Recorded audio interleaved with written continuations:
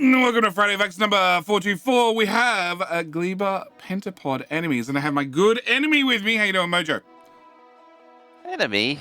Frenemy? Frenemy. I just do want to clear, I was right. They're technically... broken clock's right at least once a day. They're technically biters, clawers, squishies, but we have biters. So, in Technically, I was right too. But we'll get to that. We'll get to that, yeah. Okay, so Friday Facts number 424, we have Stompy time. So, we have a little story. I like little stories. Troubling scream quiets all the small animals. You hear breakings of waves, followed by stomping, earth-shattering steps that are getting louder and louder. Looking for the direction of the sound, you can see a cliff rising to a tall hill. Fog at the top shakes a little with each stomp, but the source is somewhere further behind the hill. You ready your weapons, but the sound stops getting louder and instead moves to the right, then gradually fades in the distance. That sounds good. Whatever it was big. After climbing the hill to investigate, you see a valley on the other side. Some large translucent green eggs float on a raft of slimy foam in a pool of shallow water.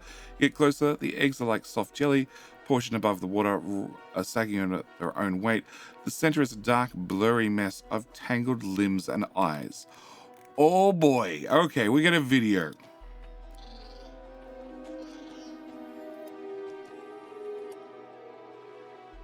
Poke the eggs with a stick.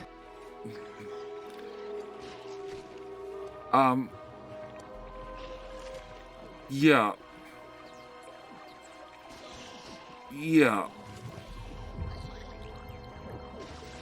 Oh, yuck. Something wrong with an Eggsac bursting into lots of little wriggly boys? Well, look, some people don't like biters because they remind them of cockroaches. So instead, Factorio's gone with wiggly, slimy things. Also, we should talk about the five-legged, not spider. It's not a spider, it has 5 legs, therefore it can't be a spider. It's like an ant with a leg missing. Well, we'll get into it, but oh, that's a new friend. That's a bigger friend. That's an even bigger one. And bees. Bees. Yeah, we should mention bees. Wriggly boys. Yeah. Bees whack into you and then turn into more weird... Wriggly, tentacly boys. Yeah, and then when you kill the big, wiggly, tentacly boy, 5-legged things, they turn into little wiggly things. Ah. Everything bursts into wriggly, tentacly boys. It's great. It's great, yeah. It's like when you accidentally disturb a spider's nest. Spin to win's back. Okay. Yeah, spin to win. Spin to win. Okay. Made a return. Okay. Version 14 lives again. All right, so we need to talk about some things. So first off, let's actually go with the description. So suddenly the egg erupts and clawed limbs swipes at your face. A strange creature wiggles around in the water trying to claw at you. And through the splashing, you make out 5 limbs like a starfish. So these are based on starfishes. A bulging head-like structure has many eyes on one side and a sponge-like material on the other. The other side of the head are crests of transplanted blisters. Transparent, yeah. Which are inflated with air to form something like a paddle or a wing. It drags itself around like some sort of rapacious tentacle baby with the occasional lurching movement, launches itself at you, trying to grapple at you with its limbs and bite you with its underside. So... Someone been watching a lot of anime? Well... The tentacles on? Well, it sort of reminds me of an octopus with missing a few legs. Yeah. Octopus that lost a fight with a lawnmower or something? Yeah, like starfish is based similarly to how the anatomy of a starfish is very similar to the anatomy of an octopus, except octopuses move with a little bit more speed than what a starfish does. So... Starfish just vibe. Yeah, well, they don't move fast. But these guys do. So, as I was saying, people don't like biters. Some people don't like biters because they remind them of roaches. And now I'm thinking, how many people are going to say, I don't like the enemies in Factorio because they remind me of squishy octopus tentacle things or cockroaches? Right? Or spiders. Or spiders. Possibly all of them in one. Yes. Just every phobia in one. Yes. One convenient. Yes. No. Next thing you know, clowns. Clowns are going to be the ultimate boss. Oh yeah. Okay, so the claws glance off your enemy shield with minimal. Final planet boss confirmed. Yeah, Clown. yeah. Your personal laser defense springs into action. A flash of light, the newborn is cut to shreds. As laser then switches target to the egg raft. A few moments later, all the eggs burst into a horrifying swarm of angry, thrashing creatures. The sea of flailing limbs and odd movement makes it difficult to target individuals. You bravely retreat back to the cliff and equip a flamethrower to protect yourself with a wall of fire. The undaunting, wriggling creatures run straight into the fire and die soon after. So fire is effective against slimy things. Good to know. And then we get another trumpeting scream. Fire on the wet planet. Okay. Hey, look, they're wet things. They're probably not going to deal with fire terribly well. I respect that fire works well. If they like being in water, being dried out, I could see being effective. Yeah. Another trumpeting scream pierces the sky, but this doesn't sound distant at all. A slender, towering creature stares straight at you with large, bulging eyes.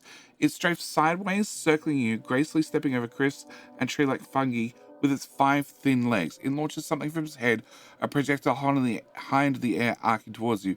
You start retreating, but 4 wings spread from the sides of the projectile and it steers towards you like a homing missile. The flying creature rams into you, grappling with its clawed limbs and slowing your movement. You throw it down to the ground and then it becomes indistinguishable from the regular you dispatched earlier. The laser defenses make short work of it, but without warning, you're stuck by another projectile creature from the other side. Another strafer has arrived and it's also bombarding you. Both strafers are trying to stay out of range of your automated laser. So we said this beforehand. Biters are dumb. They just come in giant waves. And the waves get bigger as you ramp up the evolution and everything else. We have something... They just keep charging at you like pinkies. Yeah, well, we have something a little bit smarter now that's actually staying at range. Because even spitters don't stay at range, right? They'll just charge at you and spit at you. And if they get closer, they'll just stay... turret. Yeah, they stay where they are and they just keep spitting. Whereas these are going to keep moving away from you, which is a whole different challenge. Always kiting the player. And whilst doing that, shooting these things at you, which are going to slow you down, which is going to be annoying.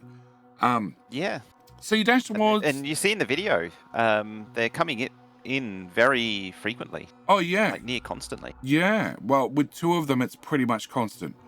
And we should mention that these were the low level. We're going to go with small biters version. There are bigger ones which probably attack more often because that's how normal biters work.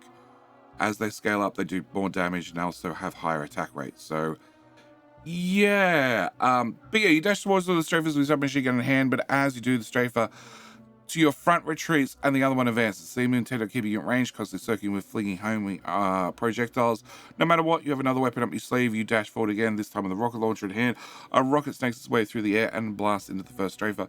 The creature streaks and attempts to retreat, but another rocket is already on its way. The second rocket strikes unerringly, and a moment later, the strafer is blown apart, leaving a cloud of pieces to rain down on the swamp below. Stomp. The stompies return. A colossal spiked shell raised to view from behind a hill. It strides effortlessly over a cliff with 5 huge armor-plated legs. The creature is clearly related to the others, but it's far heavier and a wider stance with thick legs. The central body or head region is like a shielded shell with small eyes peering through narrow holes. So, one thing that didn't cover in the paragraph before is when you blow up the strafers, they turn to little wrigglers. They just explode into more little ones. And the big stompy guy does too. But that's one of the things that we've had in, Factorio mods, and especially in the soft mods, we've had for quite some time, that as they, rather having more and more enemies, which just loads up the CPU more and more and more, they had a bit of code that when you blew up a behemoth biter, you'd get big biters. Then when you blew up big biters, you get medium biters. When you blow up medium biters, you get small biters, which is just more biters. Many, many more biters.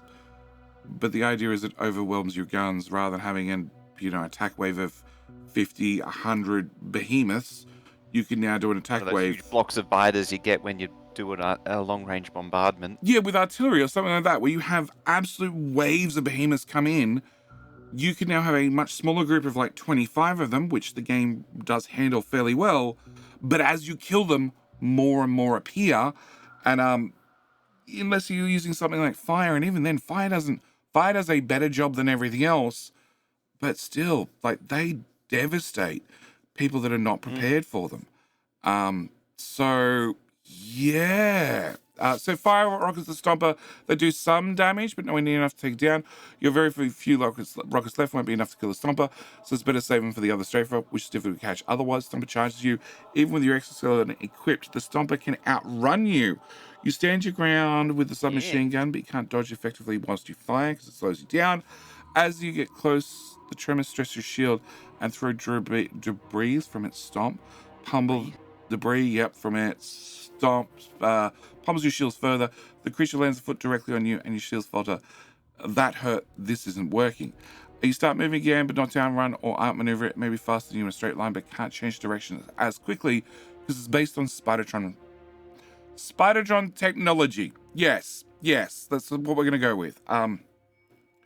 So the strafer is still alive and flinging new enemies at you from a distance. Switching between dodging movement and most of SMG fire, you're able to evade most of the Stomper's damage. You keep the number of wrigglers low enough not to get overwhelmed. You wait for an opening when you're not being stomped on, swarmed, and the strafer is in view. Way go, last 2 rockets success. The last strafer falls dead. Now it's just you and the Stomper, a duel to the death. Whilst continuing to dodge its feet, you make your way to a large area of land, make your last stand. No more rockets. Gun ammo is low. Time for flamethrower to shine. You circle each other, you douse the area in flames. The dance continues. The great fire dance. In flames into one of you falls. More fire, more spinning, more fire. The world becomes a hazy blur of flame, smoke, and death. So, we have new enemies. Yeah. So new enemies on Gleba are pentapods, 5-legged creatures. They're based on distant relatives of starfish or sea stars. So sometimes we call them starfish, land stars, or starfeet. Okay. Starfeet. Not to be confused with Star Trek. Yeah, entirely different. Star hands. That's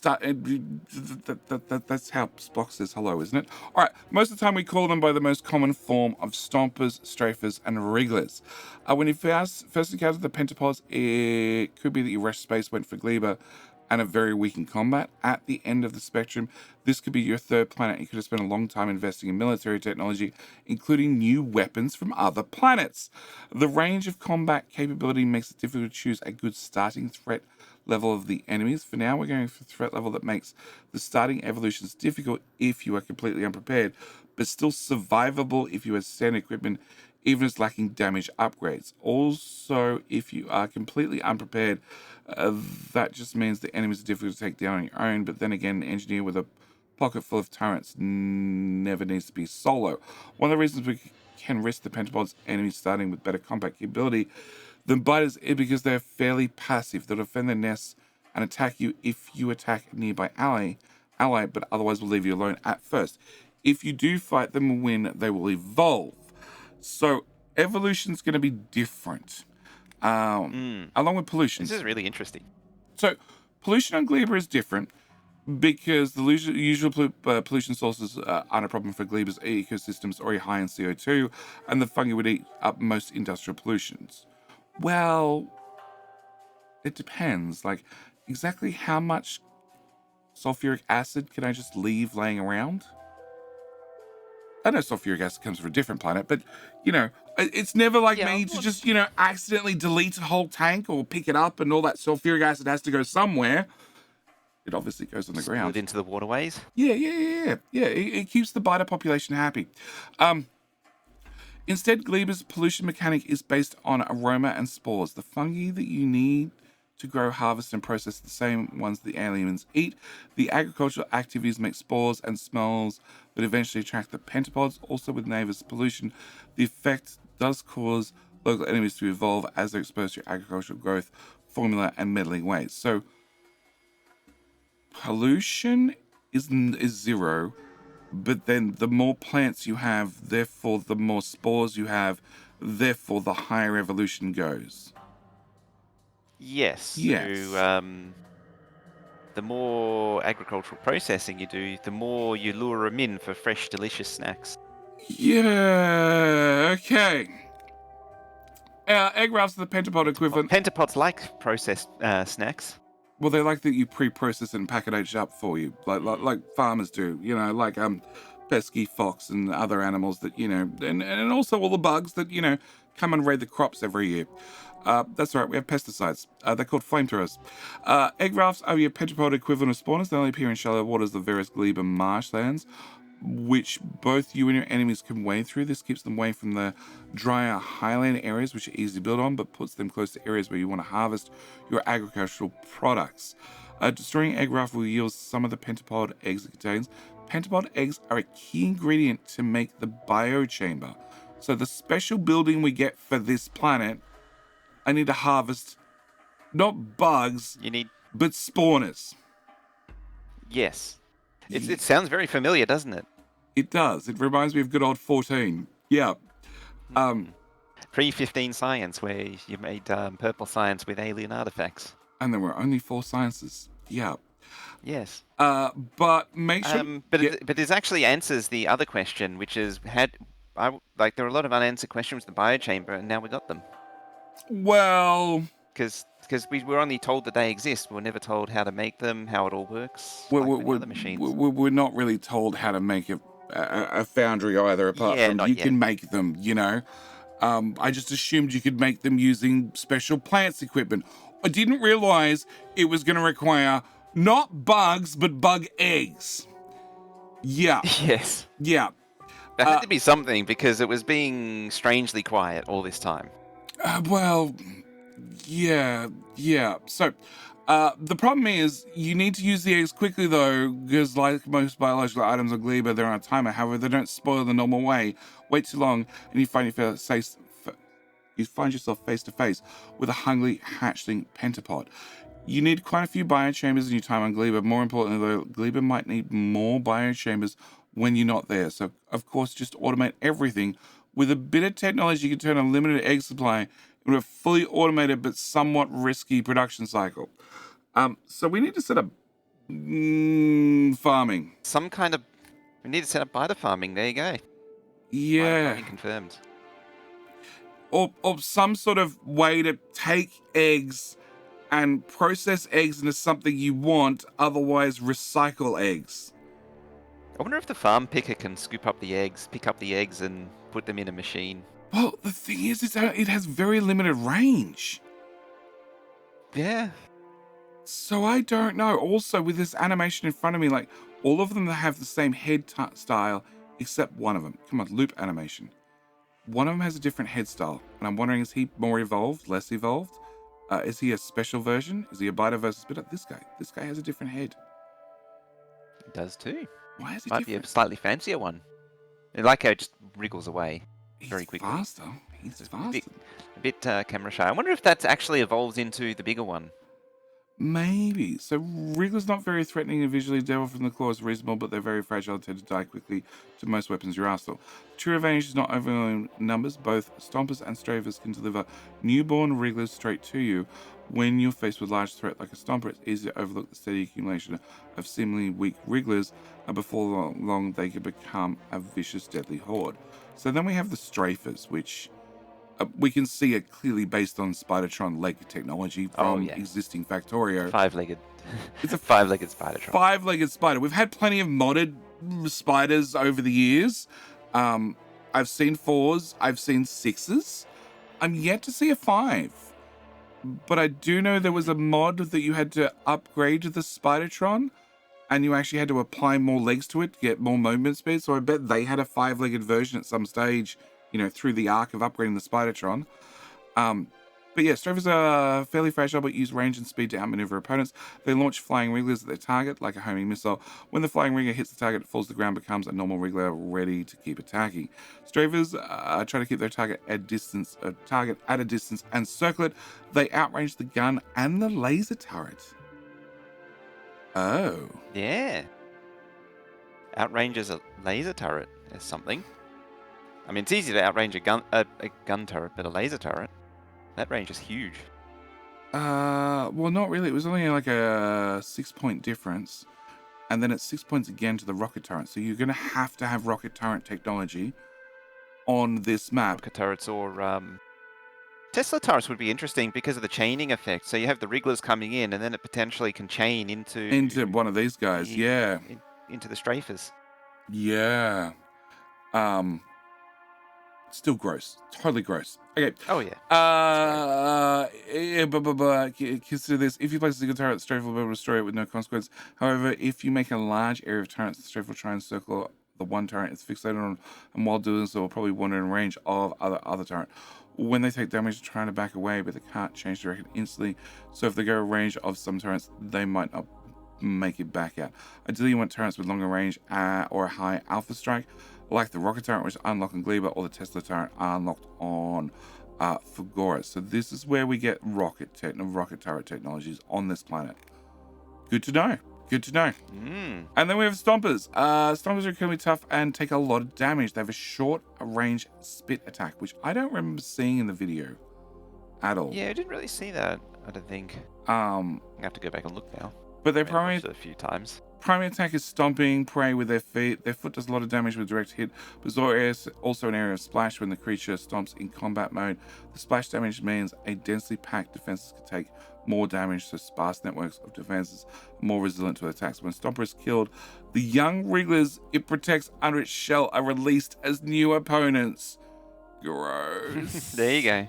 Well, it said it spits them, and I don't see it spitting them. But that'd be the flying ones. It spits them into the air, and then they turn into bees. Then turn into wrigglers. Well, hang on. It says, up in one of them, the wrigglers. Both stompers and strafers can deliver newborn wrigglers straight to you. So the stomper does it with death, and the other one does it by launching them and with death. Okay. They both launch wrigglers at you, or bee wrigglers at you. I haven't seen this guy launch or spit. Maybe I missed it in the video. Okay. When a stomper is killed, young wrigglers protects on shell releases new opponents. Stomper and strafer can both walk over cliffs, walls and cliffs, so walling yourself in is not as effective on Gleba. The wrigglers can't bypass walls once they're on the ground, but it doesn't help when they can be thrown over a wall by a strafer or delivered inside by a stomper. Design process. Okay, so the stomper can't throw. Yeah, okay. That makes sense.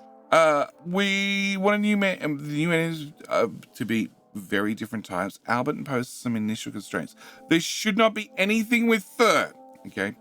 I'm going to pretend that a specific requirement. I'm going to pretend that that's just because fur is hard to animate, especially when Factorio has top line graphics, and you couldn't tell if it was furry or just somebody was lazy. Yeah, and there should be no vertebrates, which is odd.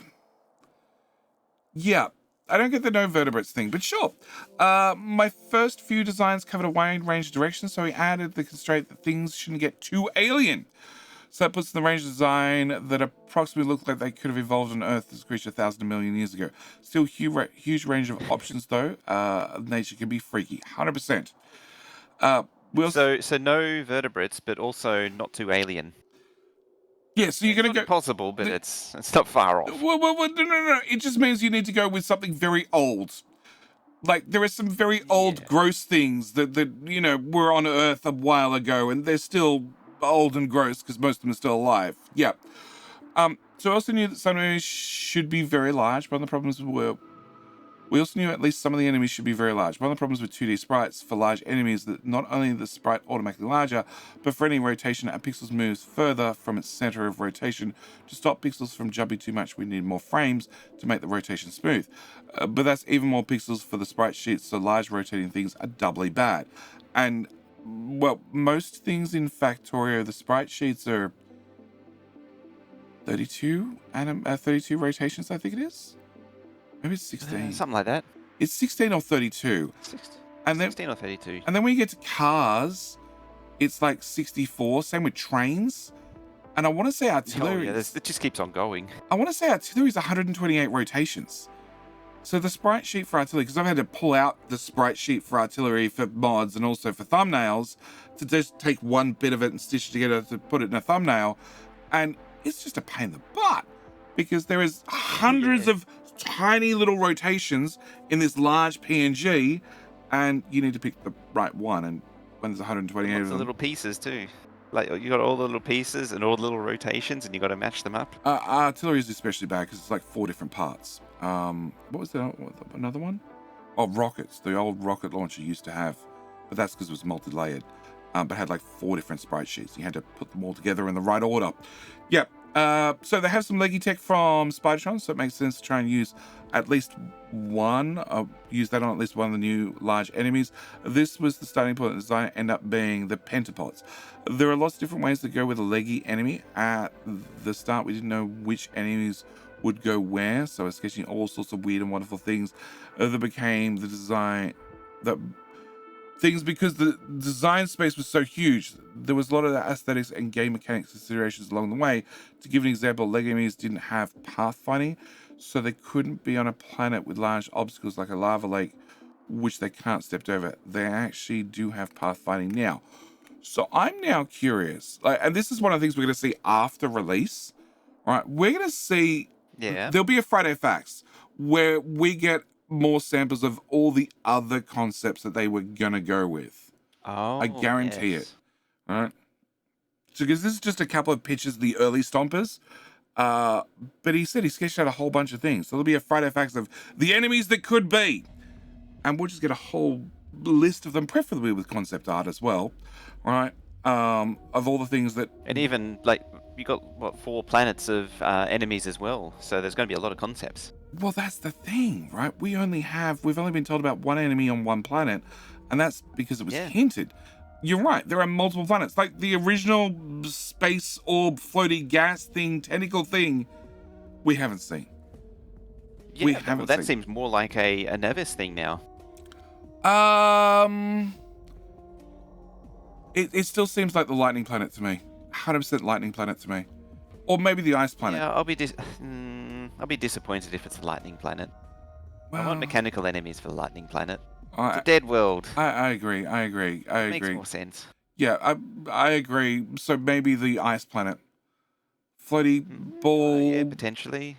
Like A floaty ball tentacles. in Yeah, ice planet maybe. It doesn't really make sense to the I lava don't know if I planet. can see it. Unless they changed it. It seemed more like a swampy boy than an ice boy. It doesn't seem like it would survive well in cold. But you're right. But then we've just had these like 3, but we've been told about maybe it's the 4th boss. You know. Maybe. So petapods are loosely based on something like sea stars, meaning distant ancestor that have been heavily evolved beyond its starting point. Sea stars have an endoskeleton made up of many small platets, and that's been really useful for something designed to lift its body off the ground. Sea stars are related urchins, which have a dome-shaped shell that is useful for the head or central body skeletal section of the creature. The legs should be indistinguishable for performance reasons, so that forces some rotational symmetry for the lower body.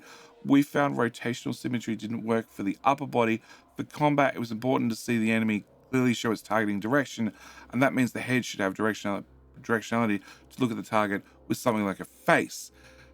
So when they move around, yeah, the head spins 360. Yeah, head rotates. Just like a Spidertron. But it doesn't... It sort of does follow the direction of movement. Yeah, okay. Yeah. Sort of like Seems a to just sort of Spidertron snap onto does. where it wants to go. Yeah. So to do this, I designed the head dome section of the creature to be evolved from a state where it had lots of holes. The holes on one side evolved to be light sensitive and became eyes. Holes on the other side deepened and become more like a sponge to increase the air surface area and increase respiration potential. Muscles can squeeze the sponge area to let the creature actively breathe and grow to even larger sizes. The wings are based on the same sort of holes, but the surface is sealed, so it can be inflated with air like balloons. Originally, in the hypothetical evolution process, they could have been used as flotation assistant, but then they would have evolved into inflated crests like a Portuguese man of war, or into the shape that helps with gliding and aerial control whilst young, like the octopus, the tentacle thingy from earlier. Yes? Should also take a moment to appreciate the tentacle with legs in the middle. This guy? Yeah. Yeah, Yeah, you're right. That's a That's spotty definitely a tentacle with tentacle. Yeah, legs. it's definitely a tentacle with legs. Yeah, And the yeah. left one I called it a boomer. Okay, For those that remember Left 4 Dead, okay, it's like a boomer with legs, with okay, spindly legs.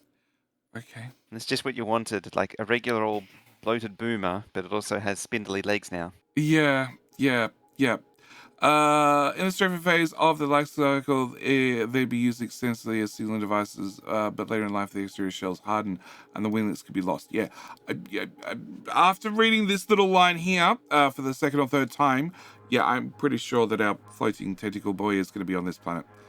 Um, yeah, yeah. Just that they're inflated like an air balloon. Yeah, that sort of seals it for me.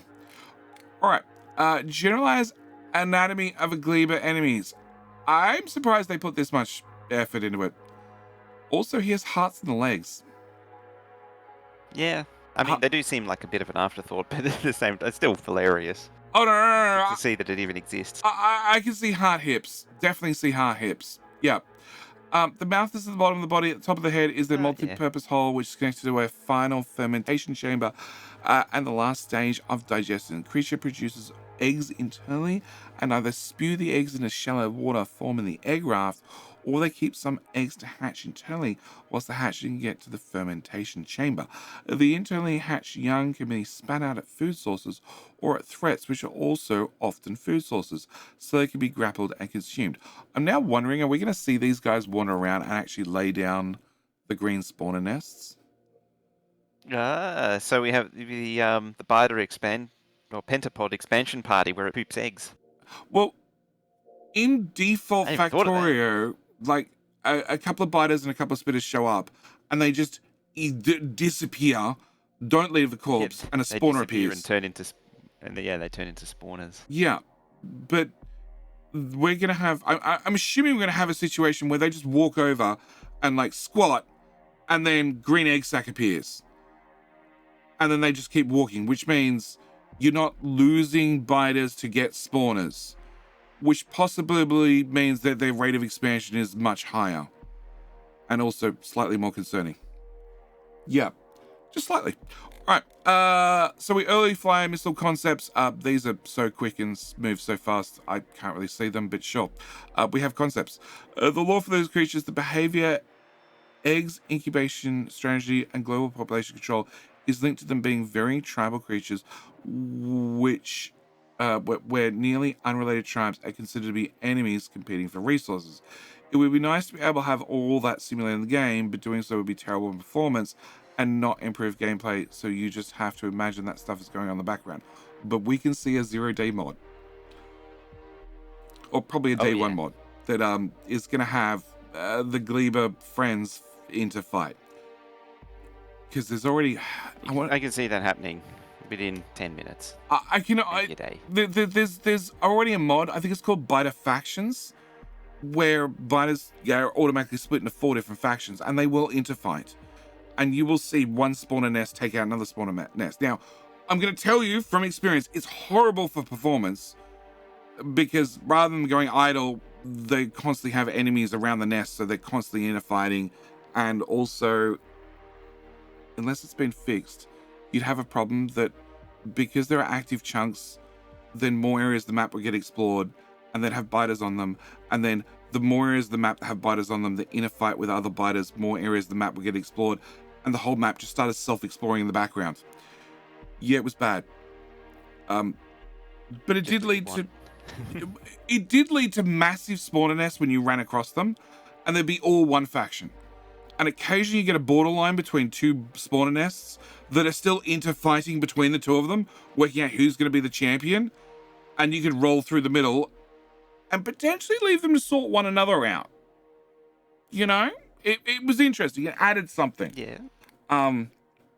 So concept art for the Gleba family. Initially, we're going to go for a translucent look, but could not overcome some layering problems caused by transparent overlapping sprites. Instead, we went for rougher shells and rubbery bodies. I'm sort of glad they didn't go with transparent.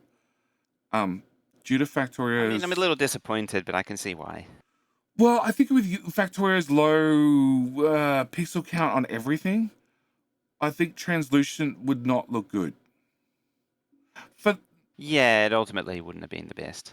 for like the little squiggly guy, I'm a little bit disappointed. But then again, can you imagine 3 or 4 of these guys on top of one another, and the game having to deal with Yeah.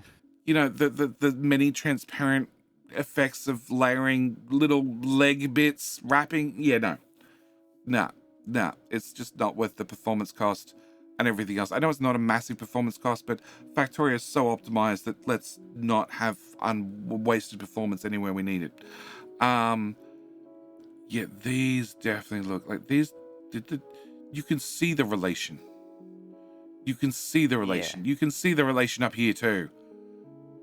Gross. Okay, I created concept art for the Gleba enemies, egg, raft spawners, and spawning foam with input from Albert and V. Towards the end of the concept phase, I made 3D sculptures of the Stomper and the Strafer, which were close to the final versions. From there, Ferengel took the sculptures, added the finer details and texturing, then cut them up for rigging. At the start, we were hoping that graphics could be done in a similar way it was for the Spidertron eggs, but of course, things are not so simple. The enemy legs are much thicker and move over a wider range of angles, because there's only 5 of them compared to 8 of them. So it reinvented all the problems with the old lighting setup. The rigging setup to get both good lighting and good projection angles required some serious mental gymnastics from Ferengel, along with multiples trying to help him along the way.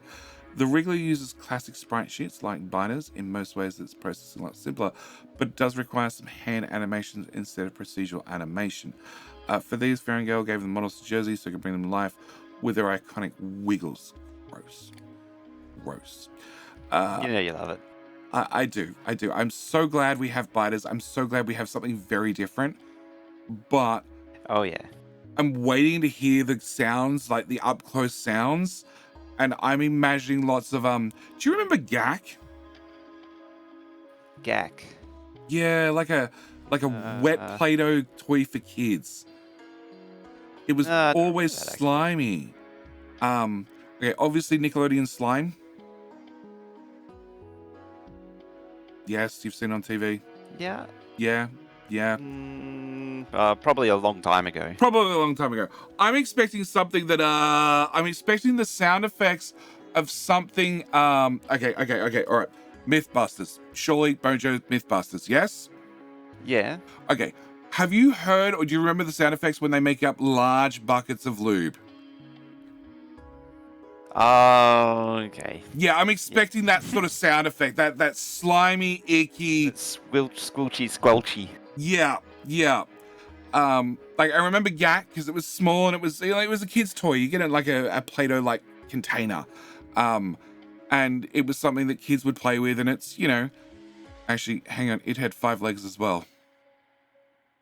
Okay, I start to see where the inspiration came from. But it was slimy. It made all those sorts of sounds, and yeah, I'm imagining like, sure, you have the sound of combat.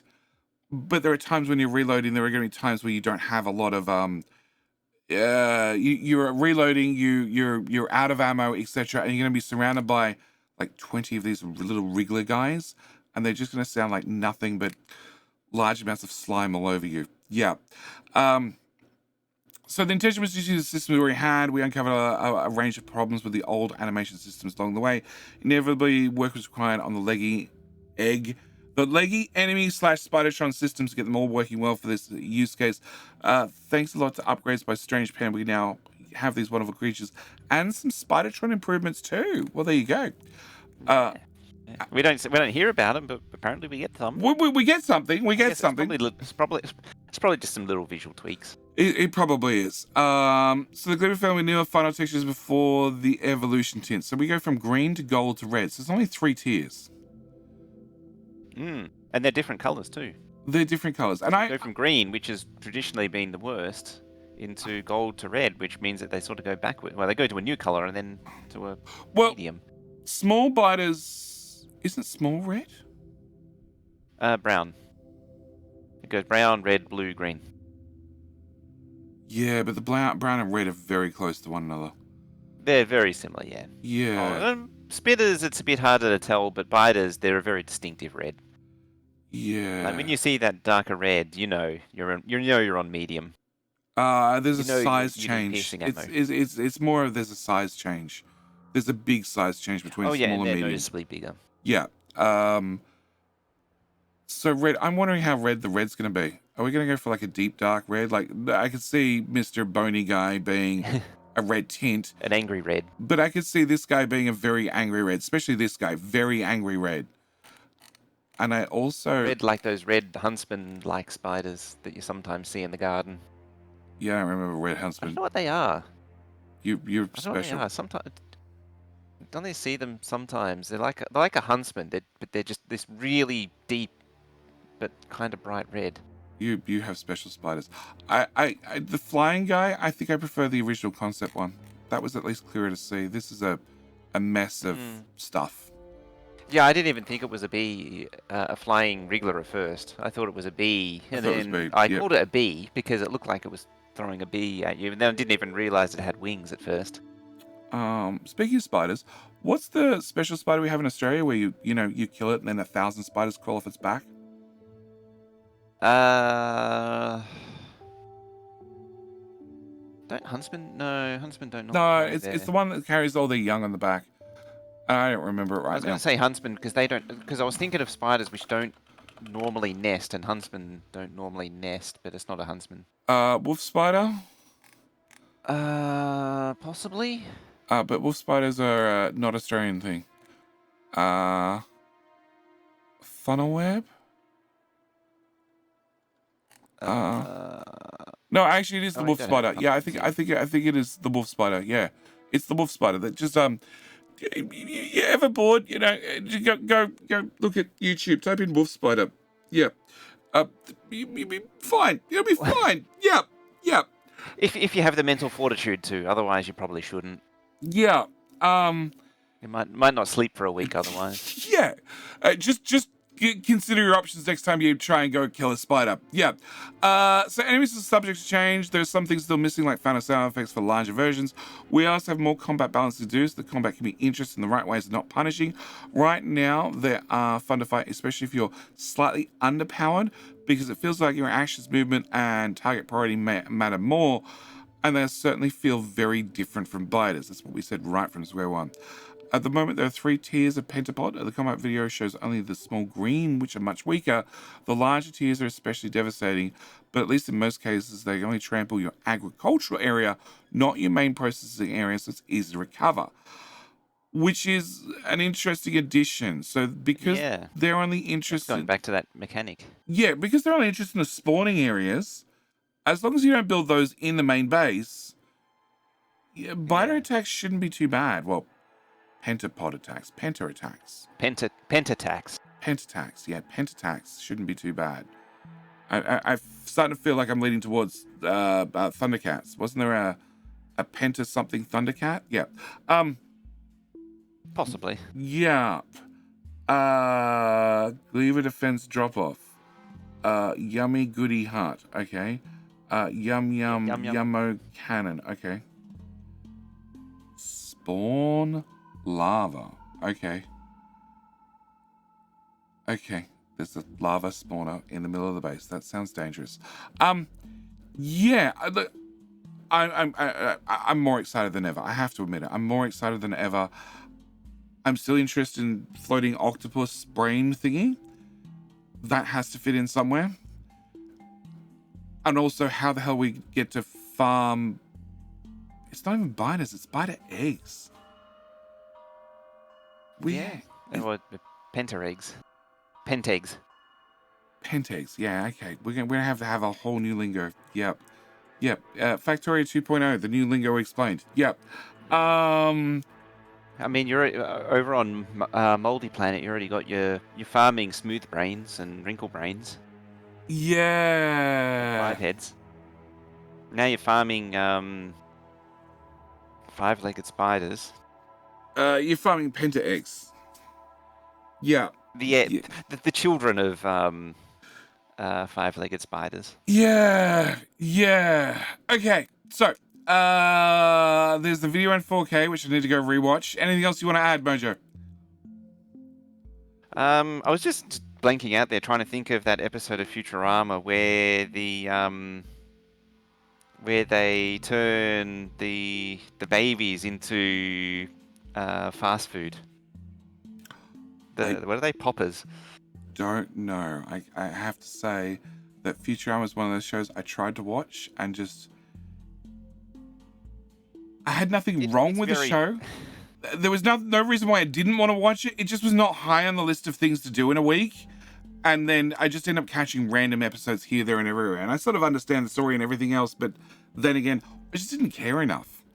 The problem is the first 2 seasons are very flat, and then after that, it's usually like the opening act or a second act is where the bulk of the entertainment is, and then the rest of it is just filler for the rest of the 25 minutes.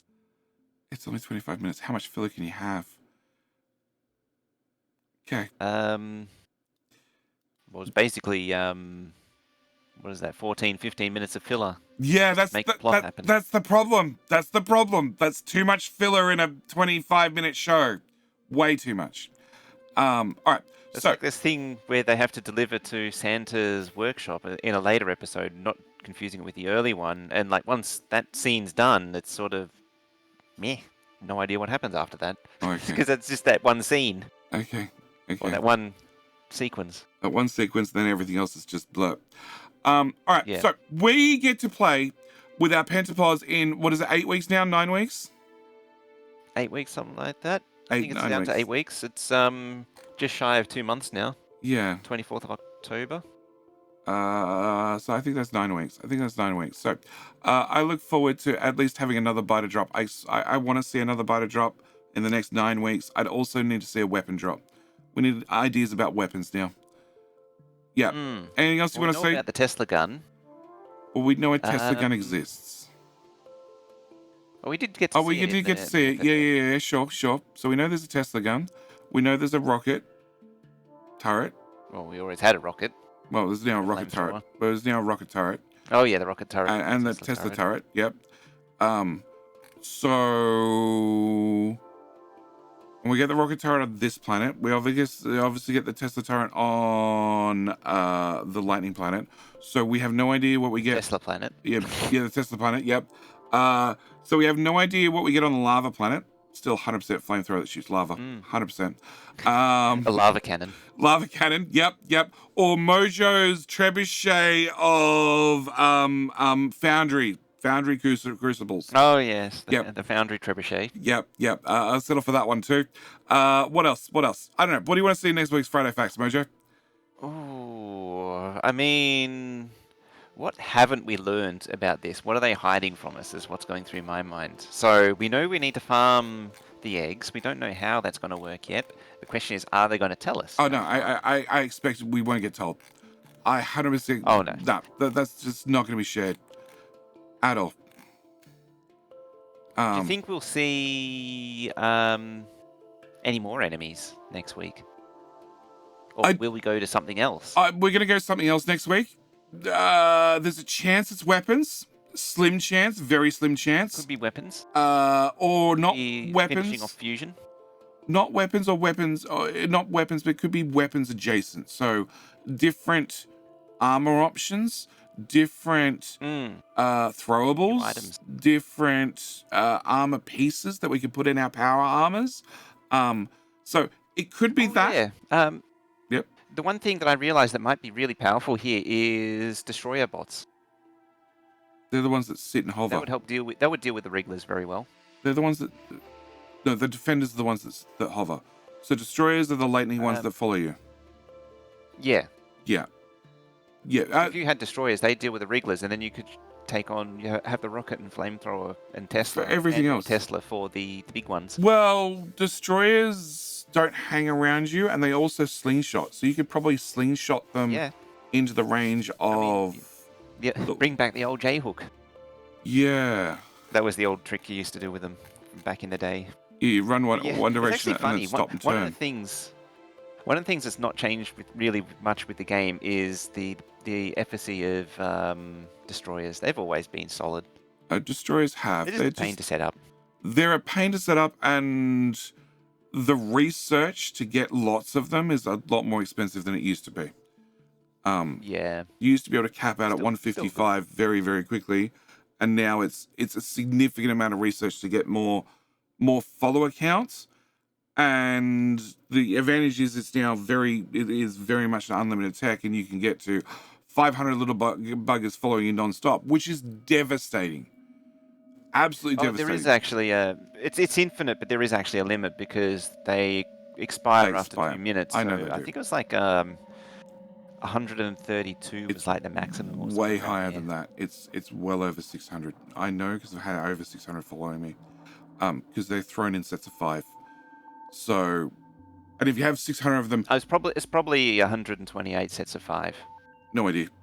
But you can run through very large biter bases that is just solid biter spawners, and they'll just kill everything that comes in range. Yeah. They are behind you, so it's something you need to be aware of. But they'll just devastate. That's where the J hook comes in, is that you would sort of run at and then do this sort of J shaped maneuver, and would just slingshot them into the biter base. Yeah, no, that's boring. Just run straight through stuff. Just have more legs. You can do that too. Yes. Way more legs.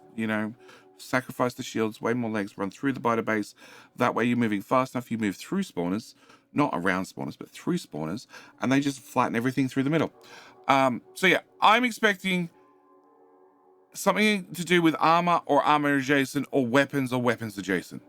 That's what I'm expecting. You, Mojo, what's your prediction for next week? I've just been trying to think of anything really boring, but still convenient quality of life. But I genuinely run out of things to think of there. There's potential for maybe revisiting the fusion. I know that's been left very much untapped, but I suspect they're holding off on that until we get into the final planet. Yeah, I don't think we're going to see... If we even get to the final planet. I don't think we'll see anything about... And then they just drop the final planet. Well, that's the rest of Gleba next week. Really throw it down. That's true. We haven't had the final planet details yet, so there's a couple of options. The other thing that said is these guys can walk over walls. So I'm now wondering, because we have Tesla technology, do I get laser walls? Do I get electrical walls? Is that an option? There's a thought. Is that an option? Like laser barriers, yeah. Well, electrical barriers. They'd probably be electrical rather than lasers. But electrical barriers, I think, could be nice. Sure, really high power requirements, but, when we're talking nuclear and fusion power, who cares? Anyway, I think we're going to leave that here for Friday Facts number 424. We'll see you next week for Friday Facts 425, where one of us will definitely be wrong, and the other one will also be wrong on whatever the hell we predicted.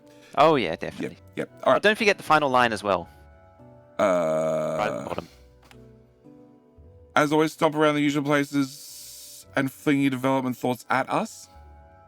That line? Yep, you're underdeveloped. Underdeveloped. Oh, okay. Underdeveloped thoughts at us. Yeah. Look, communities... Well, it's undeveloped, but yeah. Communities come up with some very good thoughts sometimes. Okay? Very good thoughts.